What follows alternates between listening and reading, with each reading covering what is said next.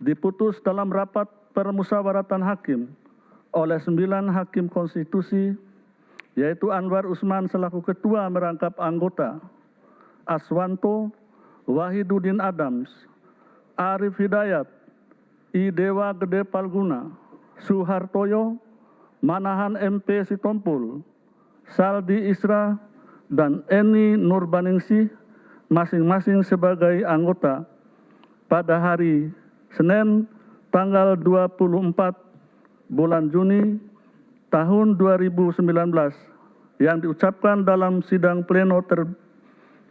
pleno Mahkamah Konstitusi terbuka untuk umum pada hari Kamis tanggal 27 bulan Juni tahun 2019 selesai diucapkan pukul 21.16 WIB oleh 9 hakim konstitusi tersebut di atas dengan dibantu Supri Asari, Eri Satria Pamungkas, Yunita Ramadhani, Ahmad Edi Subianto, Ana Agung Dian Onita, Hani Adani, Dian Husnul Khotimah, Saiful Anwar, dan Mardian Wibowo sebagai panitera pengganti, dihadiri oleh pemohon atau kuasanya, termohon atau kuasanya, pihak terkait atau kuasanya, dan Badan Pengawas Pemilihan Umum. Sidang selesai dan ditutup. Hadirin dimohon berdiri.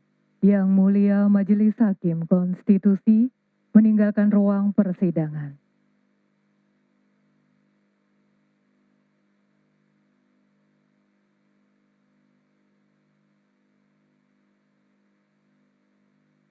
Hadirin disilahkan duduk kembali. Kami informasikan kepada pemohon dan atau kuasanya, termohon dan atau kuasanya, pihak terkait dan atau kuasanya, serta Bawaslu untuk tidak meninggalkan ruang persidangan karena akan dilanjutkan dengan penyerahan salinan putusan dan penandatanganan berita acara penyerahan salinan putusan.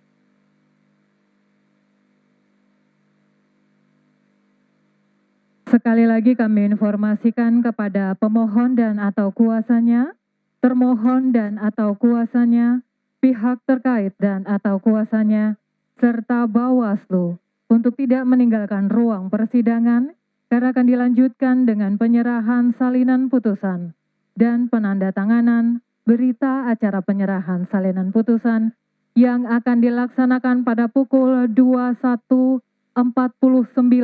waktu Indonesia Barat.